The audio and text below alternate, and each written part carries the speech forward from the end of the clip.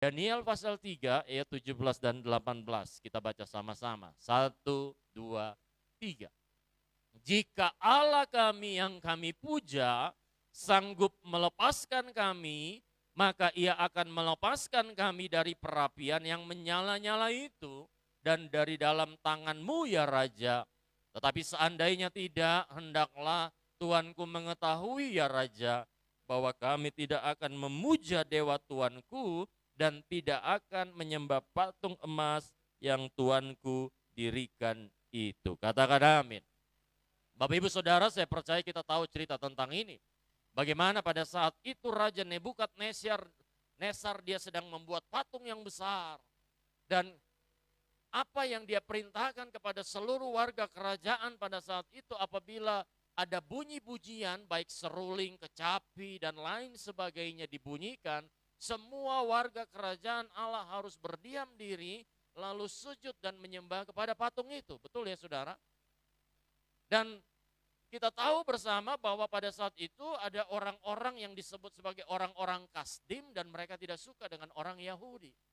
Pada saat itu Sadrak, Mesak, Abednego dan ada satu orang lagi yaitu Daniel. 4 orang muda ini menjadi orang-orang yang ada di dalam pemerintahan Raja Nebukadnezar. Mereka ada dalam posisi-posisi yang cukup penting. Mereka menjadi orang-orang yang terpandang, orang-orang kepercayaan daripada Raja Nebukadnezar. Dan ternyata orang-orang Kasdim tidak suka akan hal ini. Ketika Raja mengeluarkan titah dan perintah bahwa apabila ada bunyi-bunyian maka semua orang tanpa terkecuali harus sujud dan menyembah kepada patung daripada Raja itu. Ternyata ada 3 pemuda yang tidak melakukan perintah Raja. Sadrak, Mesak, dan Abednego. Nah, orang-orang Kasdim ini ada beberapa yang tidak suka dan mereka melaporkan kepada Raja bahwa ada orang Yahudi, 3 orang anak muda yang tidak menyembah patung Raja. Mendengar hal itu Raja Nebukadnezar menjadi geram, dia menjadi marah. Lalu dipanggil mereka karena hukumannya jelas. Kalau tidak ada yang menyembah patung Raja, mereka akan dilemparkan ke dalam perapian yang menyala-nyala. Sadrak, Mesak, Abednego datang kepada Raja dipanggil. Lalu selanjutnya kita tahu ceritanya bahwa apa? Mereka akan dihukum, dilemparkan ke dalam perapian yang menyala-nyala. Di dalam pembacaan kita ini ayat 17-18 dikatakan ini merupakan respon daripada iman daripada Sadrak, Mesak dan Abednego. Di situ dikatakan jika Allah yang kami puja sanggup melepaskan kami, maka dia akan melepaskan kami dari perapian yang menyala-nyala dan dari dalam tanganmu ya Raja. Kita lihat bahwa Sadrak, Mesak dan Abednego menjadi orang-orang yang menjadi kepercayaan Raja Nebukadnezar. Punya posisi, punya jabatan yang penting, tetapi ternyata posisi jabatan mereka tidak sanggup, tidak cukup untuk menyelamatkan mereka dari hukuman Raja.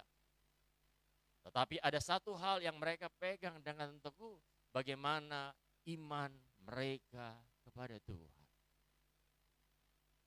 Raja pada saat itu seperti tentu kayak saat ini yang memegang peranan nomor 1, punya kekuasaan otoritas tertinggi seperti kita di negara kita, ada presiden. Raja tentu punya otoritas yang nomor 1. Mereka pasti takut, mereka pasti mengalami kegentaran seharusnya. Tetapi mereka sadar bahwa raja adalah apa? Manusia yang dipercayakan oleh Tuhan untuk memerintah di dalam sebuah kerajaan. Tetapi tentu adalah satu raja di atas segala raja, yaitu Yesus Kristus. Maka mereka berkata, kalau Tuhan yang kami puja sanggup melepaskan kami, maka dia akan melepaskan kami. Nah saudara, apa yang kita lihat bagaimana Sadrak, Mesak dan Abednego sebagai anak Tuhan, sebagai orang percaya, kepercayaan mereka hanya bukan ditunjukkan hanya sekedar mereka giat beribadah, tetapi mereka memproyeksikan iman mereka di dalam semua bidang kehidupan mereka. Sebagai orang percaya kita juga perlu memproyeksikan iman kita. Kita duduk ke gereja, kita menyembah Tuhan, kita bernyanyi, kita bisa nangis, kita bisa tepuk tangan. Tetapi sebenarnya proyeksikan iman kita itu di mana? Di luar sana Bapak Ibu. Semua orang datang ke gereja akan dengan sikap yang manis. Dan akan berkata, shalom, selamat pagi, Tuhan Yesus memberkati saudara. Penuh dengan senyuman. Tetapi tantangan dan rintangan sesungguhnya bagi setiap kita ada di luar sana. Amin, Bapak Ibu. Kita di sini duduk aman, nyaman semua sama-sama Kristen toh. Tetapi tantangan datang kepada kita, apakah engkau bisa memproyeksikan dan merepresentasikan Allah di tengah-tengah dunia ini, di dalam setiap aspek kehidupan kita. Bangga apa tidak kita jadi orang Kristen? Percaya atau tidak, akan kepada Tuhan kita tunjukkan di luar sana. Orang dulu-dulu kalau ke gereja bangga bawa Alkitab besar-besar kan Bapak Ibu ya. Hari Minggu bawa ke gereja pegang Alkitab besar. Apalagi dulu kita di Irian, wah kalau sudah pergi gereja kita sudah tahu hari Minggu jalan kaki. Oh ini mau ke gereja, Alkitab besar. Kalau sekarang Alkitab tersimpan di dalam handphone, dalam kantong, bentuknya handphone. Ada banyak orang malu bawa Alkitab. Tetapi hari ini saya lihat banyak masih bawa Alkitab, termasuk Bapak Gembala di depan. Nah Bapak Ibu Saudara, kita akan lihat apa iman yang sejati itu. Kalau hanya sekedar percaya, ya semua orang Kristen percaya Tuhan kita adalah Yesus. Tetapi sesungguhnya akan diuji iman kita dari apa? Yang pertama ketika kita beriman, kita harus yakin kita pasti akan menerima tantangan di dalam hidup kita. Maka yang pertama berbicara tentang challenge. Raja Nebukadnezar dia membuat patung yang besar dan dia minta semua orang dalam kerajaannya untuk sujud dan menyembah. Tetapi Sadrak, Mesak, dan Abednego mereka menolak untuk menyembah patung itu. Nah hal ini tentu bikin raja marah. Raja perintah agar ketiga pemuda ini ditangkap lalu dilemparkan ke dalam perapian yang menyala-nyala. Bahkan kalau kita baca perapian yang menyala-nyala itu dipanaskan berkali-kali lipat lebih panas daripada biasanya. Sehingga ketika ada prajurit yang mencoba melemparkan mereka ke dalam, orang yang mau lemparin mereka aja hangus terbakar. Bayangkan betapa panasnya itu. Kehidupan orang Kristen tentu penuh dengan tantangan, Bapak Ibu Saudara, tidak ada yang mudah. Tidak ada kehidupan Kristen yang mudah. Jadi sebagai orang Kristen kita harus apa? Kita harus mengantisipasi setiap tantangan yang datang dalam kehidupan kita setiap saat. Tadi Pak Asweros berkata sebelum nyanyi 2023 prediksinya akan terjadi resesi ekonomi. Tetapi kita percaya di dalam Tuhan, tentu resesi itu tetap ada. Tetapi saya percaya ada kekuatan dari Tuhan yang memberikan kita kesanggupan untuk dapat melalui setiap tantangan dalam hidup. Apa indikatornya? Gampang. Kesusahan dan kesulitan dalam dunia ini bukan hanya akan terjadi tahun depan, sudah terjadi terus sebelum-sebelumnya. Dan kita sudah lalui dan kita masih ada hari ini. Saya tidak berkata bahwa Tuhan menjamin hidup akan selalu nyaman, matahari akan selalu bersinar terang. Terkadang dalam cuaca pun yang terang tiba-tiba bisa datang mendung, datang hujan, badai. Tetapi percayalah hujan dan badai pasti akan berlalu. Ada perlindungan daripada Tuhan, ada hujan, ada badai, kita pakai payung, kita masuk ke dalam rumah, kita tidak kehujanan. Goncangan badai di tengah-tengah dunia, resesi ekonomi boleh datang. Tetapi ada Tuhan yang beri kekuatan buat saudara dan saya. Mungkin kita terseok-seok, mungkin kita jatuh. Mungkin kita akan menangis, kita akan sedih, kita akan ada duka cita. Tetapi percayalah, tidak ada satupun ujian, cobaan yang datang yang akan melebihi kekuatan kita. Sebagai manusia yang lemah, yang terbatas, tentu kita akan mungkin mengalami kesedihan, ketakutan, kekhawatiran, dan juga mungkin kecemasan dalam hidup kita. Tetapi percayalah, Tuhan tidak pernah akan membiarkan kita. Kita harus proyeksikan iman kita. Bapak Ibu, saya ini, kalau hari ini Tuhan percayakan saya boleh sebagai pengusaha, tetapi lebih dari pengusaha itu yang bagi saya sungguh suatu kehormatan adalah menjadi hamba Tuhan. nggak pernah dulu punya mimpi dan keinginan untuk jadi pendeta. Umur 19 tahun saya udah kerja, karena terpaksa dengan keadaan, kalau nggak bisa makan. Papa saya udah ninggalin kami itu dari ketika saya lagi kuliah, ya tinggalin mama, dia punya wanita lain. Lalu saya anak laki-laki satu-satunya, nomor 2, kakak saya perempuan, adik saya 2 orang perempuan, mama juga pasti perempuan kan. Jadi akhirnya sebagai anak laki-laki satu-satunya, saya lagi kuliah, saya ingin menjadi arsitek. Pada saat itu saya kuliah jurusan arsitektur, saya punya mimpi saya mau jadi arsitek.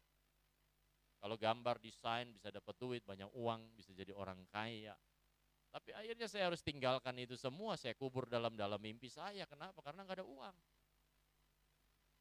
Kami harus kontrak di satu rumah yang kecil, satu kamar, mama dan adik saya perempuan 2 orang harus tidur di situ, saya di luar pakai kasur gulung. Kakak saya kuliah lagi di Bandung di Universitas Pajajaran, dia dapat UMPTN, ya saya bilang jangan sayang, saya aja sebagai anak laki-laki saya yang kerja. Usia 19 tahun saya kerja, bayangkan 19 tahun saya lihat teman-teman saya di Jakarta, lagi jalan sama pacarnya, lagi mejeng di mall, lagi ngumpul-ngumpul, saya harus kerja keras. Usia 19 tahun nggak tahu kerja apa-apa, tapi saya percaya Matius 6 ayat 33 bilang, cari dahulu kerajaan Allah dan kebenarannya dan semua akan ditambahkan kepadamu. 4 tahun saya kerja sebagai karyawan, tapi banyak hal saya belajar. Karena saya di bagian sales, marketing, dari nggak tahu apa-apa saya menjadi karyawan yang punya penjualan terbanyak di perusahaan itu. Dikasih mobil dinas oleh bos di kantor. 4 tahun bekerja, banyak hal yang saya belajar. Dan saya siap untuk memulai usaha bisnis waktu itu dengan dia. Dia masuk di tahun ketiga di kantor, jadi anak buah saya. Dan akhirnya singkat cerita, kita berpacaran dan dia bilang dia mau nikah. Dia bilang saya mau pacaran tapi nikah katanya. Saya bilang, gua masih umur 23 tahun. Tapi saya tahu sih ada kawan kantor saya naksir juga sama dia, tapi udah punya istri. Lalu saya pikir, oh ya udah kalau saya bilang tidak, ini disambar nih. Oke, siap. Saya pikir nanti juga dia lupa kan. Ternyata enggak, nagih terus. Bapak dia pensiunan polisi, tinggal di Tanjung Priok, dan dia sudah sekolah dari SD dan berjemaat di Om Yori Tasik. Saya dulu belum di GBI, masih di gereja Protestan. Dia ajaklah waktu masih pacaran ke GBI Shalom. Saya masuk, saya lihat orang tepuk tangan, saya bilang ini gereja apa ini? Menangis bahasa roh. Sedangkan full musik. Sedangkan kalau saya dulu kan pemain organ cuma di belakang, tidak kelihatan. Musiknya kalau ada yang tepuk tangan aneh. Tapi saya bertumbuh di GBI. 2001 diberkati di GBI, Om Yori mulai dorong-dorong pelayanan, jadi apa? Terima tamu, bawa kantong persembahan, baca warta jemaat, baca doa syafaat, mulai disuruh singer. Dulu saya pertama singer, mic-nya saya taruh di sini. Ulang-ulang, ditugasin lagi beberapa kali baru mulai dekat. Soalnya saya takut kalau saya ngomong, nyanyi fales. Ternyata begitu dekat-dekat, ternyata bagus juga suara saya. Bagus juga sudah, kalau nggak percaya nanti nanti saya nyanyi habis ini ya. Tapi ya tidak sebagus WL kita di sini. Bisa lah, tapi tidak terlalu bagus. Akhirnya 2008 mulai disuruh jadi PDP, pejabat. Saya tidak pernah punya mimpi jadi pejabat atau pendeta. Tetapi saya percaya Tuhan akan bawa kita dengan segala cara yang Tuhan bisa lakukan untuk membawa kita kepada tujuan Tuhan. Agar kita menjadi maksimal di dalam Tuhan. Lalu saya berkata sama Tuhan, saya mau layani Tuhan, kenapa? Karena saya mau coba balas kebaikan Tuhan dalam hidup saya. Kenapa? Saya nggak punya apa-apa dulu, kami hidup susah. Kontrak rumah, tidur di lantai. Mau makan aja susah, tiap hari pagi, siang, malam Indomie. Besok pagi, siang, malam Indomie. Bukan korban iklan, saya selalu bilang. Dulu ada iklan di TV kan. Dari Sabang sampai Merauke, Saudara tahu endingnya gimana? Indomie. Seumuran kita berarti, seumuran. Tahu kan? Sekarang udah nggak ada itu di TV, iklan itu. Indomie enak gak saudara? Oh enak, enak bingit. Tapi coba bayangkan setiap hari, siang, pagi, malam, Indomie bosan juga. Kenapa makan Indomie? Ya cuma bisa beli Indomie, cuma bisa makan itu. Gak ada uang. Nah kalau hari ini kita mau makan apa saja bisa. Mau makan sei bambu kuning, mau makan sei di aroma, tinggal pencet aja GrabFood, GoFood, makanan datang. Bukankah itu anugerah Tuhan? Bukan karena kuat dan gagahku, maka aku bisa melakukan banyak hal. Tetapi intinya adalah seperti Sadrak, Mesak, dan Abednego. Ketika ada tantangan dalam hidup, bisa enggak engkau akan tetap percaya seperti mereka. Saya percaya sebagai manusia yang terbatas, mereka takut melihat perapian yang menyala-nyala itu. Oh, prajurit yang mau lempar mereka aja mati di tempat langsung, apalagi mereka yang dilemparkan ke dalam. Kematian adalah kepastian, udah pasti. Tetapi dengan iman mereka katakan, kalau Allah kami yang kami puji sanggup melepaskan kami, tentu dia juga akan sanggup melepaskan kami dari perapian. Ada banyak tantangan yang datang dalam hidup ini ketika kita punya iman kepada Tuhan. Merupakan tantangan yang besar bagi seorang Abraham untuk pergi ke negeri yang asing, yang belum pernah dilihat, tetapi Tuhan suruh dia keluar, pergi. Ketika Tuhan perintahkan untuk engkau pergi kepada tanah yang dia janjikan, dia tahu ada tantangan yang besar, tetapi dengan iman dia tetap melangkah, meninggalkan segala kenyamanannya. Merupakan tantangan yang besar bagi seorang Nabi Nuh, untuk bagi dia berkhotbah di atas gunung, bangun bahtera bagi generasinya pada saat itu, tapi tidak ada yang dengar. Malah mereka mengolok-olok dan mengejek dia dan menghina dia. Tetapi dia tetap kerjakan. Saya juga percaya tantangan yang sangat besar bagi seorang Ayub untuk sabar dalam penderitaan yang begitu hebat dan dahsyat. Tetapi dia mau tetap memuliakan Tuhan di tengah-tengah penderitaan yang dia alami. Saya percaya bahwa penderitaan masalah yang kita alami tidak seberat dan sedahsyat seperti yang dialami oleh Ayub. Betul nggak Bapak Ibu? Luar biasa. Tetapi dia tetap punya iman yang teguh kepada Tuhan. Jangan pernah lupa saudara bahwa hidup kita akan penuh dengan tantangan. Itu pasti. Kita masih hidup dalam dunia kan? Tanya sebelah kiri kanan seperti Om Yori selalu bilang, masih hidup? Masih hidup? Masih kan? Kalau masih bisa nafas, masih bisa makan, itu artinya kita masih hidup, masih bisa rasa lapar, masih bisa rasa ngantuk, masih hidup. Jangan pernah lupa saudara bahwa iman kita akan ditantang. Tetapi ingatlah bahwa Tuhan ingin kita juga menghadapi tantangan itu untuk apa? Membuktikan iman kita kepada Dia. Lalu berikutnya setelah ada tantangan, saya percaya bahwa seperti sebuah quotes yang berkata, life is full of challenges.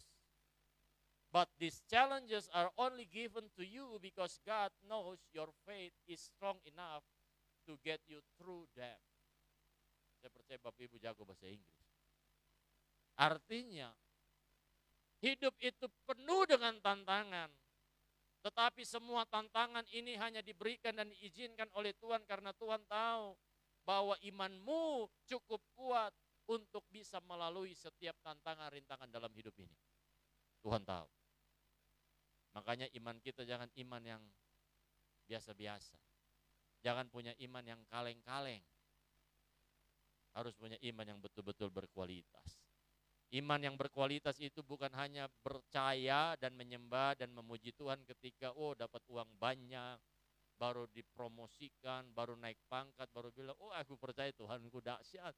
Tapi ketika datang masalah, mulai menyaksikan Tuhan, saya sudah pelayanan, saya sudah ibadah setiap minggu, tapi masalah kenapa tetap datang? Ini Tuhan ada kah tidak? Tuhan ada dalam setiap musim hidup kita. Kau mau menangis, kau mau ketawa, Tuhan tetap ada. Kita kita sedang berduka, kita sedang bersuka cita, lagi banyak uang, lagi tidak punya uang, Tuhan tetap ada dan dia tetap sama. Dia nggak pernah berubah, yang sering kali berubah itu kita. Nah setelah ada tantangan, yang datang tentu yang paling penting, yang kedua adalah apa? Respon kita terhadap tantangan itu.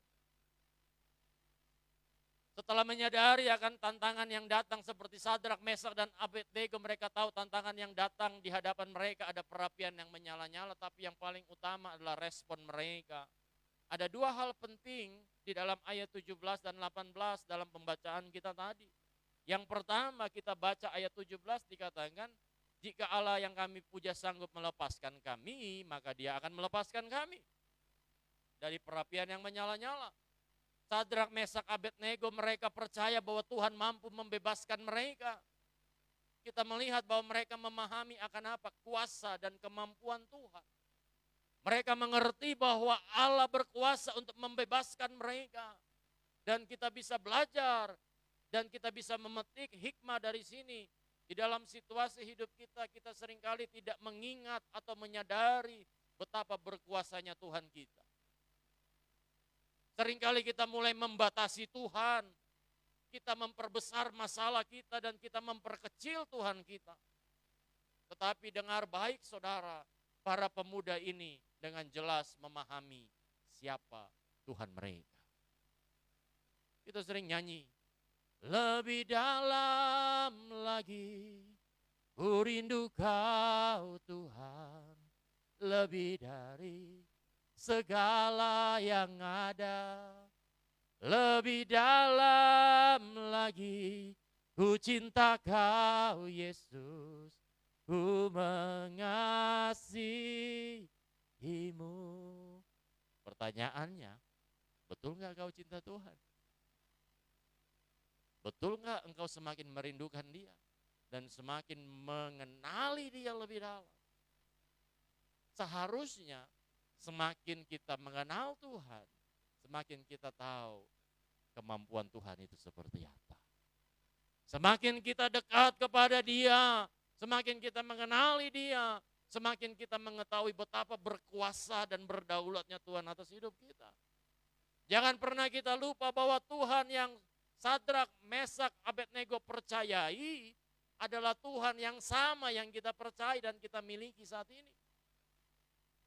Percayalah dalam kekuatan Tuhan, percayalah dalam kekuasaan dan otoritasnya, percayalah bahwa Tuhan itu cukup powerful untuk membebaskan kita, untuk memberikan kita kebebasan, kemerdekaan betapapun besarnya masalah yang sedang kita hadapi hari ini.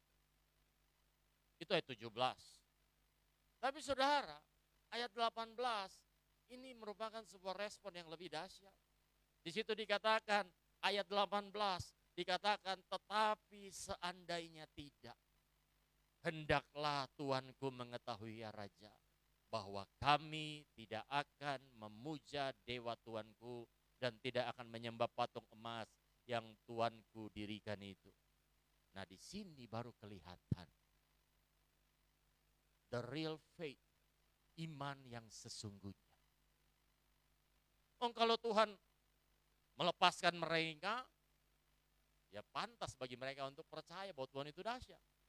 Tetapi ayat 18 ini lebih dahsyat kalau memang Tuhan juga tidak melalukan mereka dari persoalan dan kematian di dalam perapian ini, mereka juga tidak goyah Bapak Ibu. Di sini kita lihat ada iman yang sebenarnya. Mereka mengatakan kalau bahkan Tuhan tidak membebaskan mereka, mereka tidak akan pernah tunduk kepada patung yang Raja buat. Yang terjadi dalam hidup kita manusia ini seringkali kita percaya sama Tuhan, kalau Dia membebaskan kita, kalau Dia memberkati kita, tetapi jika Dia tidak membebaskan dan tidak memberkati kita, seringkali apa yang menjadi respon kita adalah kita mulai komplain sama Tuhan. Kita mulai menggerutu, kita mulai mengeluh sama Tuhan. Sama seperti orang Israel ketika keluar dari Mesir. Mulai bilang, enakan tinggal di Mesir walaupun kerja keras tapi makanan ada, semua ada. Mulai komplain sama Tuhan. Bukankah iman kita seringkali seperti itu?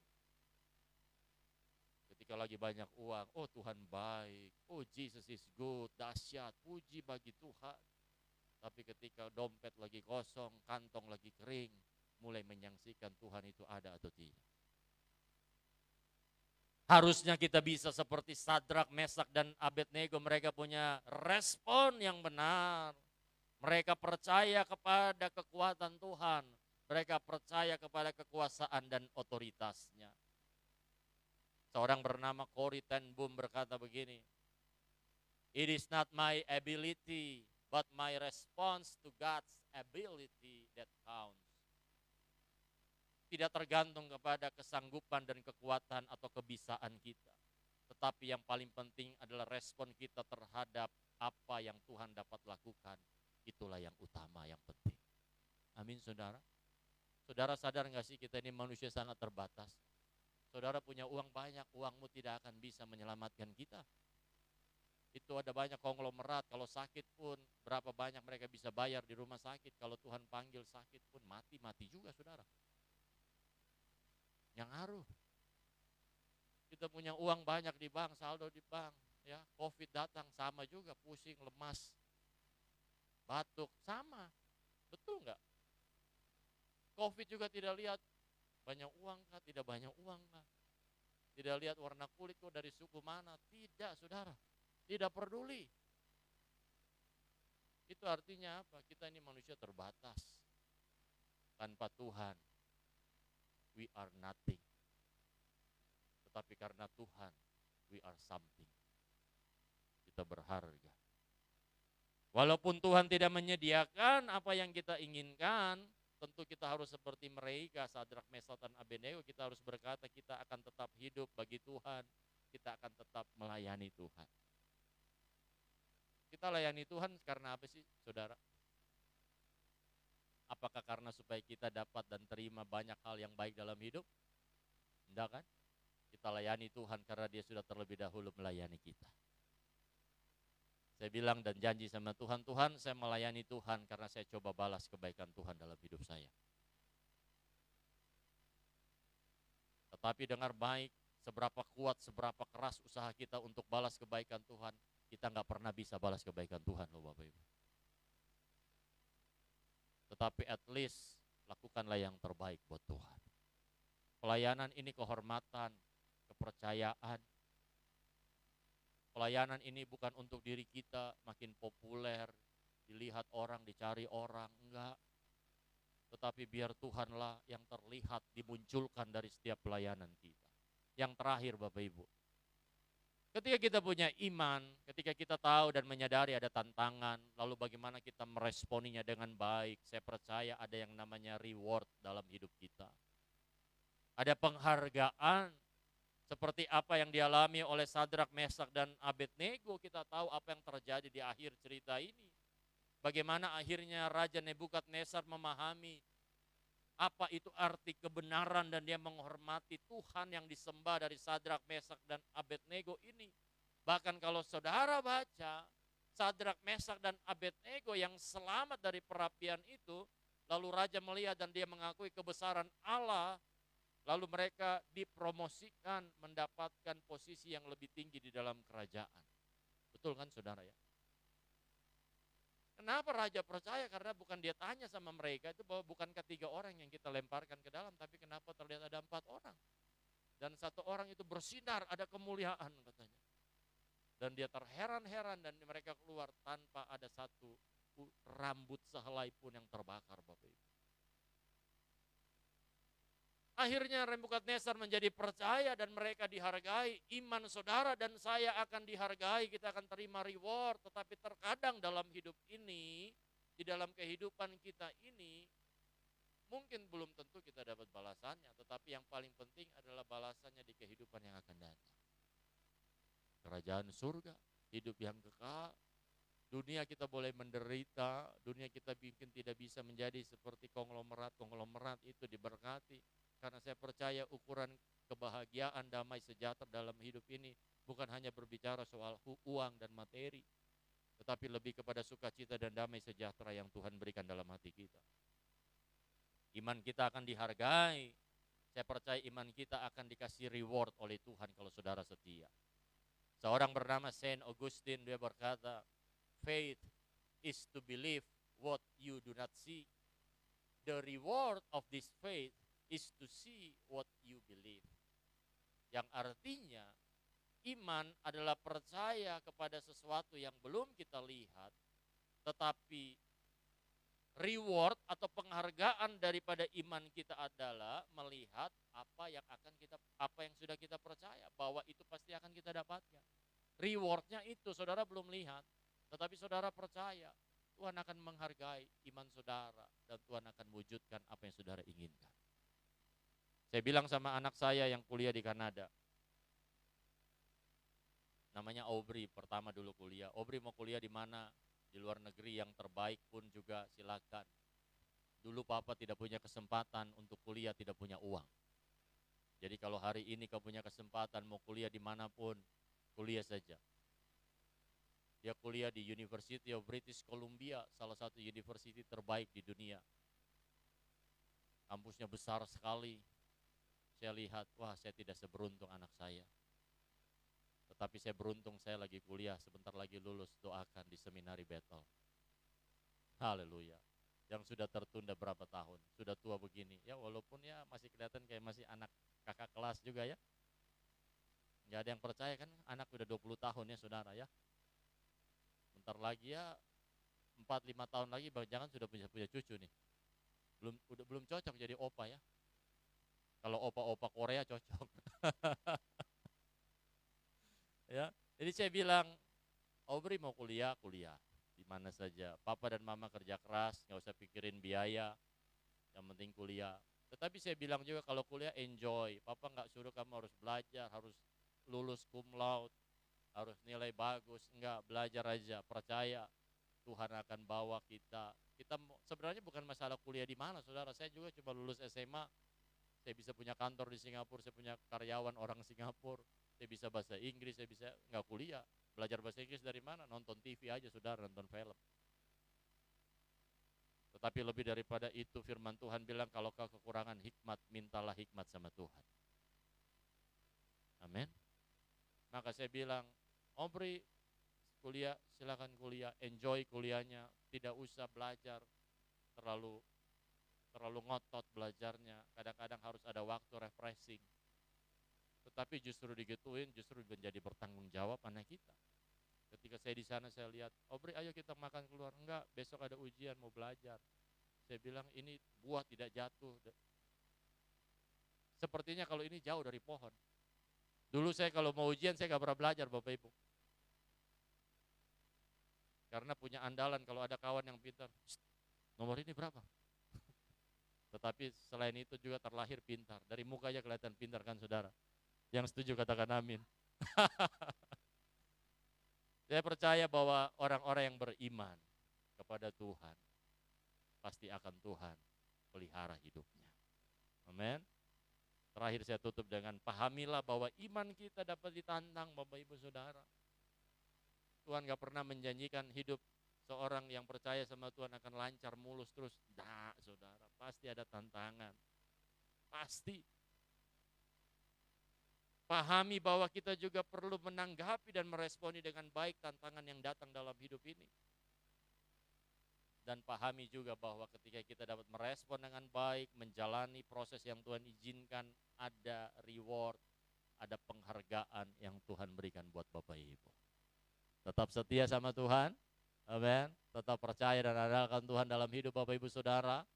Apapun persoalan saudara, semua juga pasti punya masalah kan? Betul nggak? Orang mau pergi ke gereja suami istri aja masalah. Papa bilang, mama papa sudah siap. Ayo sudah jam berapa? Mama bilang tunggu sebentar papa. Mama punya alis belum lurus. Itu juga masalah. Kalau pakai baju, kalau satu warna tidak disengaja, oh kita sehati ya, wah luar biasa. Tapi coba kalau beda warna, papa ini tidak bisa ikut-ikut warna. Tapi kalau satu warna tidak disengaja, papa mas hati. Iya, kok udah ngintip-ngintip saya punya baju warna apa, baru kok ikut-ikut. Hidup penuh dengan masalah. Tetapi kalau kita bisa menikmati dan menjalani setiap masalah dan proses dalam hidup, hidup bersama Tuhan itu indah Bapak Ibu Saudara. Amin, berikan tepuk tangan buat Tuhan kita. Tuhan memberkati Bapak Ibu Saudara.